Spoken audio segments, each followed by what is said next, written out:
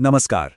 भारत में जब हम कंजर्वेशन की बात करते हैं ना, तो ये कहानी सिर्फ नए कानूनों या नेशनल पार्क्स तक ही सीमित नहीं है। नहीं, बिल्कुल नहीं। इसकी जड़ें तो बहुत गहरी हैं, उन पुरानी परंपराओं में जहां प्रकृति की पूजा होती थी, जहां उसे सच में बचाया जाता था।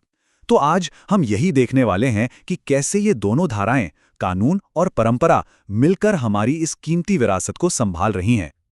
सुनने में ये बस एक लोकगीत के शब्द लगते हैं ना, लेकिन ये सिर्फ शब्द नहीं है। ये एक एहसास है। प्रकृति के साथ भारत का जो सदियों पुराना रिश्ता है ना, ये उसकी एक झलक है। ये हमें बताता है कि कंजर्वेशन का आइडिया हमारे लिए कोई नई चीज नहीं है। ये तो हमारे कल्चर की, हमारी संस्कृति की आत्मा में बसा हुआ है। अच्छा, तो जब हम कहते हैं कॉन्जर्वेशन या संरक्षण, तो इसका असल में मतलब क्या है? हम क्या बचाने की बात कर रहे हैं? हम बात कर रहे हैं बायोडायवर्सिटी की, यानी जैव विविधता की। इसे ऐसे समझिए, ये जिंदगी का एक बहुत बड़ा, बहुत कॉम्प्लेक्स जाल है। इसमें छोटे से बैक्टीरिया से लेकर विशाल ब्लू व्हेल तक, और हाँ, हम इंसान भी, सब एक दूसरे से जुड़े हुए हैं। और अगर ये जाल कहीं से भी कमजोर पड़ा ना, तो हमारा अपना वजूद भी खतरे में आ जाएगा। और इस मामले में भारत की जिम्मेदारी कितनी बड़ी है, इसका अंदाजा आप बस इस एक आंकड़े से लगा सकते हैं। 8%। सोचिए, दुनिया में जितनी भी स्पीशीज के बारे में हम जानते हैं ना, उनमें से 8% यानी करीब करीब 16 लाख अलग अलग तरह के जीव जंतु और पौधे अकेले भारत में मिलते हैं। ये बात हमें दुनिया के सबसे इंपॉर्टेंट बायोडायवर्सिटी हॉटस्पॉट्स में से एक बनाती है। लेकिन कहानी में एक ट्विस्ट है। इस अनमोल खजाने पर एक बहुत बड़ा, एक गहरा संकट भी मंडरा रहा है। प्रकृति की ये जो सुरीली धुन है ना, वो अब फीकी पड़ रही है। चलिए समझते हैं कि यह संकट आखिर है कितना बड़ा। इस संकट को समझने के लिए ना, भारत के सबसे शानदार प्रतीक टाइगर यानी बाघ की कहानी से बेहतर कुछ नहीं हो सकता। जरा सोच कर देखिए, 20वीं सदी की शुरुआत में भारत के जंगलों में कितने बाघ थे? करीब 55,000। है ना हैरान करने वाली संख्या? लेकिन फिर जो हुआ वो चौंकाने वाला था। सिर्फ 70 सालों के अंदर 1973 तक आते आते ये संख्या 55,000 से घटकर सिर्फ 1,827 रह गई। ये बस एक नंबर नहीं था, ये एक अलार्म था, एक वेकअप कॉल था कि हम कुछ बहुत बहुत कीमती खोने की कगार पर हैं। तो सवाल उठता है कि आखिर ऐसा हुआ क्यों? हुआ ये कि बाघों पर एक साथ कई तरफ से हमला हुआ। एक तरफ इलीगल ट्रेड के लिए उनका शिकार हो रहा था, दूसरी तरफ उनके घर यानी जंगल लगातार सिकुड़ते जा रहे थे। फिर उनका जो भोजन था, मतलब दूसरे जंगली जानवर, वो भी कम हो गए। और इन सब के ऊपर बढ़ती हुई इंसानी आबादी का दबाव। इन सारी वजहों ने मिलकर बाघों को विलुप्त होने के कगार पर लाकर खड़ा कर दिया।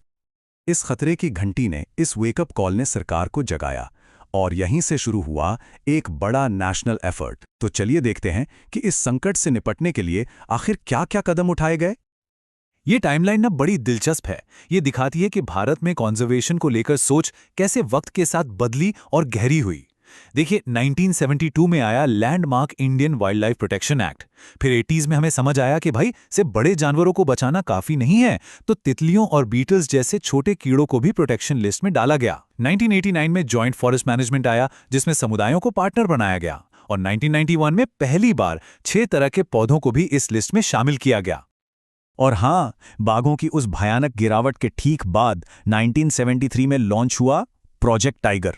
ये दुनिया के सबसे successful wild life conservation projects में से एक माना जाता है। और इसका मकसद सिर्फ बाघों को बचाना नहीं था। इसके पीछे एक बड़ी सोच थी कि अगर बाघ बचेंगे तो पूरा का पूरा जंगल और उसका इकोसिस्टम भी बच जाएगा।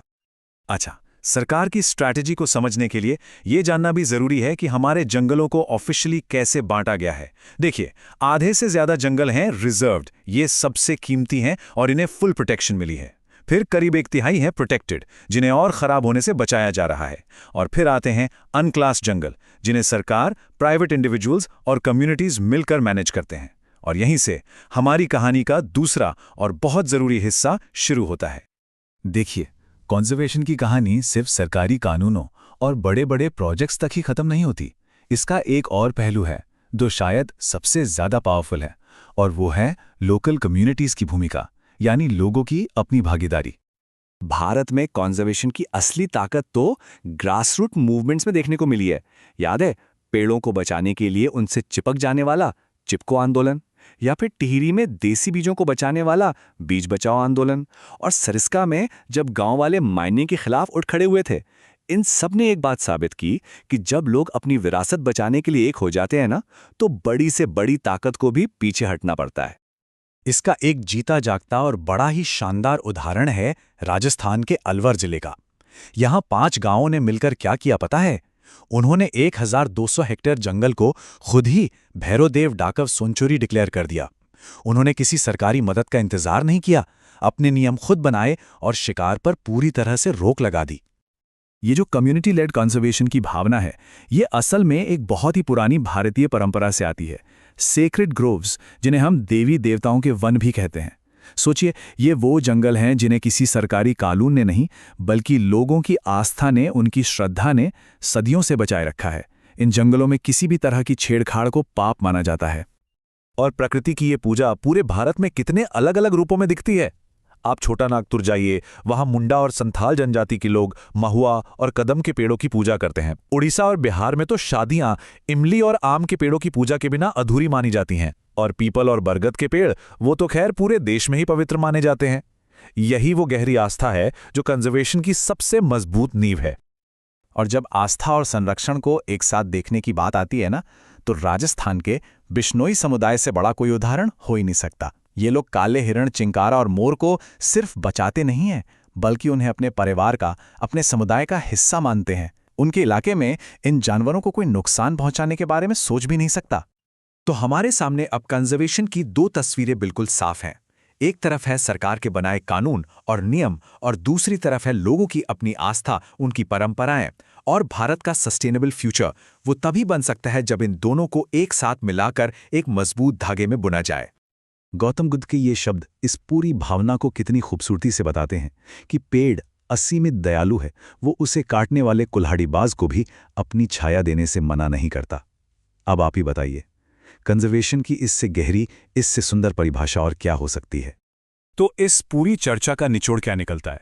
सार यही है कि भारत में असली कंजर्वेशन सिर्फ कानून की किताबों से नहीं हो सकता। ये एक पार्टनरशिप है।